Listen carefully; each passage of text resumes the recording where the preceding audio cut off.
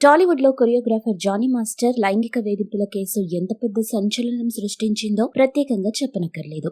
ఈ కేసు నిమిత్తం Johnny master 37 రోజులు జైలు జీవితాన్ని కూడా అనుభవించాడు. అయితే ప్రస్తుతం జానీ మాస్టర్ బెయిల్ పై బయటకొచ్చి ఎక్కువగా ఫ్యామిలీతోనే టైం స్పెండ్ చేస్తున్నాడు. దానికి తోడు జానీ మాస్టర్ కు జైలు నుండి వచ్చాక ఏ మూవీలోనూ సాంగ్ కొరియోగ్రఫీ చేసే అవకాశం రాలేదు. దీంతో ఈ కొరియోగ్రాఫర్ పనైపోయిందని, తన కెరీర్ ని తానే చేతులారా పాడు చేసుకున్నాడని సోషల్ మీడియాలో కొంతమంది ట్రోలింగ్ స్టార్ట్ చేశారు. అయితే ఈ హేళనకు మరియు చులకనలకు సమాధానమిస్తూ తాజాగా జానీ మాస్టర్ ఇన్స్టాగ్రామ్ లో ఓ వీడియో పెట్టారు. ఆ వీడియోలో ఆయన చాలా గ్యాప్ తరువాత కంటతడి పెడుతూ షూటింగ్ సెట్స్ లో అడుగు పెడుతున్నట్టుంది.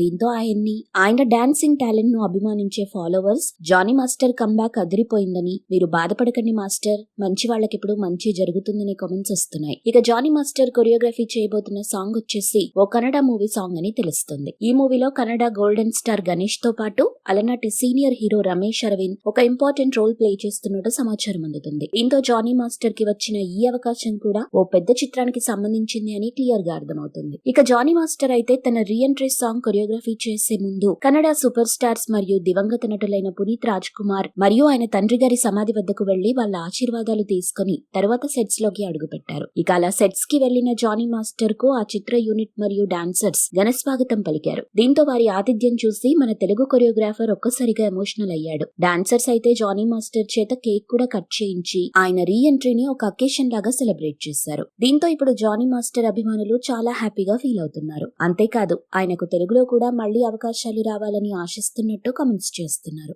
మీరు ఇలాంటి ఇంట్రెస్టింగ్ న్యూస్ అప్డేట్స్ మరిన్ని తెలుసుకోవడానికి ఇప్పుడే మా ఛానల్ ని లైక్ చేయండి, ఫాలో చేయండి, సబ్స్క్రైబ్ చేయండి.